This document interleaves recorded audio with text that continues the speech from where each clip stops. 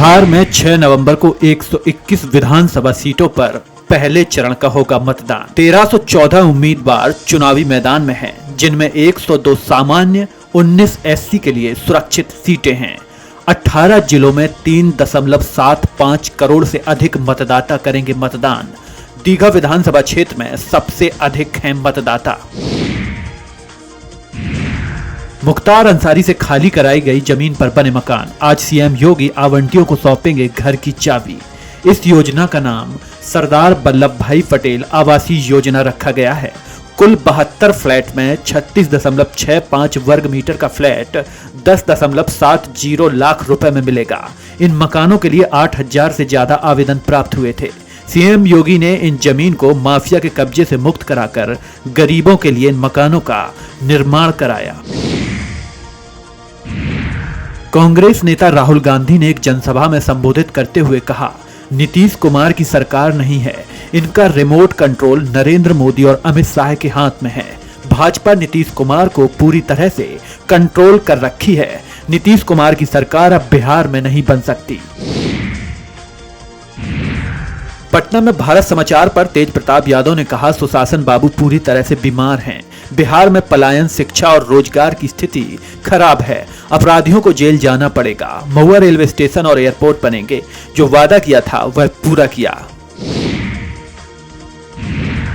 बिहार के मोहिउद्दीन नगर में सीएम योगी का संबोधन। सीएम योगी ने जनसभा को संबोधित करते हुए कहा, बिहार गौरवशाली अतीत के लिए जाना जाता है और भगवान महावीर की धरती है। महागठबंधन ने युवाओं के हक पर डांका डाला है। कांग्रेस और आरजेडी के राज में बिहार में जंगल राज था। इलाहाबाद हाईकोर्ट का बड़ा फैसला। कोर्ट ने कहा, डीएलएड में प्रवेश की न्यूनतम योग्यता स्नातक रहेगी। प्रवेश के लिए योग्यता स्नातक रखने का शासनादेश बहाल। डिवीजन बेंच ने राज्य सरकार की विशेष अपील मंजूर की। एकल पीठ के शासनादेश का खंड 4(1) निरस्त करने का आदेश। संभल में औरंगजेब पर बीजेपी नेता टी राजा का बयान। सांसद जियाउर रहमान बर्क ने औरंगजेब का समर्थन किया। टी राजा की मांग को बर्क ने मजहब पर हमला बताया। जनता चुनाव में ऐसे लोगों को सबक सिखाए। जियाउर रहमान बर्क ने कहा, इतिहास मिटाकर क्या मिलेगा। प्रयागराज वन विभाग मस्टर रोल कर्मचारियों से जुड़ी खबर। वन विभाग के मस्टर रोल कर्मचारियों से जुड़ी फर्जीवाड़े की जांच को लेकर हाईकोर्ट में याचिका दायर की गई। हाईकोर्ट ने सुनवाई करते हुए राज्य सरकार से 3 सप्ताह में जवाब दाखिल करने को कहा। 2010 से 2017 के बीच असली कर्मचारियों की जगह फर्जी दैनिक कर्मियों को भुगतान किए जाने का आरोप है। लखनऊ में मुख्यमंत्री योगी आदित्यनाथ ने चावल मिलों के लिए बड़ा निर्णय लिया। नॉन हाइब्रिड धान कुटाई पर 1% रिकवरी छूट देने से अन्नदाता किसानों और राइस मिलों को प्रोत्साहन मिलेगा। इससे रोजगार और निवेश में बढ़ोतरी होगी। धान कुटाई प्रक्रिया तेज होगी। 13 से 15 लाख किसानों और 2000 से अधिक राइस मिलर्स को इसका सीधा लाभ मिलेगा। मुरादाबाद में महक और परी का एक और ड्रामा सामने आया, जहां दोनों ने ऑटो चालक के साथ मारपीट की। यह घटना दिल्ली मुरादाबाद हाईवे पर हुई। महक और परी पर ये दोनों विवादित कंटेंट को लेकर अक्सर चर्चाओं में रहती हैं। पुलिस ने मामला दर्ज कर जांच शुरू कर दी है। दिल्ली में कांग्रेस सांसद इमरान मसूद ने बीजेपी पर बोला हमला। उन्होंने कहा, बीजेपी ने अपना वादा पूरा नहीं किया। उन्होंने राजनीति में गलत शब्दों के प्रयोग पर चिंता जताई और कहा कि इस तरह के शब्दों का इस्तेमाल नहीं होना चाहिए। मसूद ने राजनीति में शालीनता बनाए रखने की आवश्यकता पर बल दिया। लखनऊ में वित्त मंत्री सुरेश खन्ना का बयान। उन्होंने किसानों को लेकर कहा, पिछले साल की तुलना में इस बार धान की खरीद 2.5 गुना ज्यादा हुई है। पहले से 3% की छूट दी जा रही थी और अब मोटा धान भी 1% की अतिरिक्त छूट पर खरीदा जा रहा है। लखनऊ में कैबिनेट मंत्री जयवीर सिंह का बयान। उन्होंने बिहार चुनाव को लेकर कहा, प्रचंड बहुमत से बिहार में सरकार बन रही है। जनादेश तेजस्वी के पक्ष में नहीं आएगा, इसलिए वे लोग जनता को भ्रमित कर रहे हैं। उन्होंने काशी में आज देव दीपावली के आयोजन की जानकारी दी और बताया, 10 लाख से ज्यादा दिए एक साथ जलाए जाएंगे।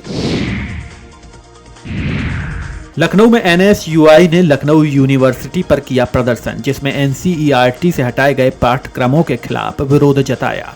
प्रदर्शनकारी लखनऊ यूनिवर्सिटी के गेट पर RSS गो बैक के नारे लगा रहे थे। उन्होंने महात्मा गांधी की हत्या और गुजरात दंगे सहित कई महत्वपूर्ण पाठ्यक्रमों को हटाने का विरोध किया।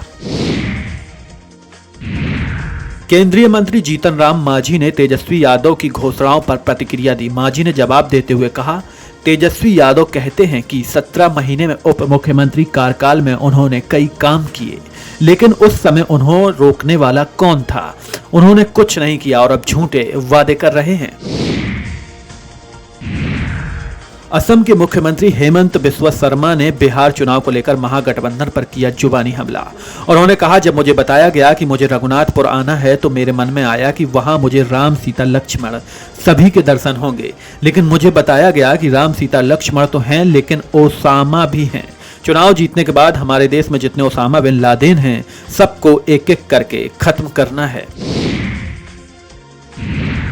भाजपा नेता ब्रजभूषण शरण सिंह ने विपक्ष पर बोला हमला। उन्होंने बिहार चुनाव को लेकर मल्लिकार्जुन खड़गे और राहुल गांधी के बयान पर प्रतिक्रिया देते हुए कहा, इनके बयान को कोई गंभीरता से नहीं लेता। मल्लिकार्जुन खड़गे को समझ नहीं है या फिर वे हिंदी नहीं समझते, जब भी बोलते हैं जहर उगलते हैं।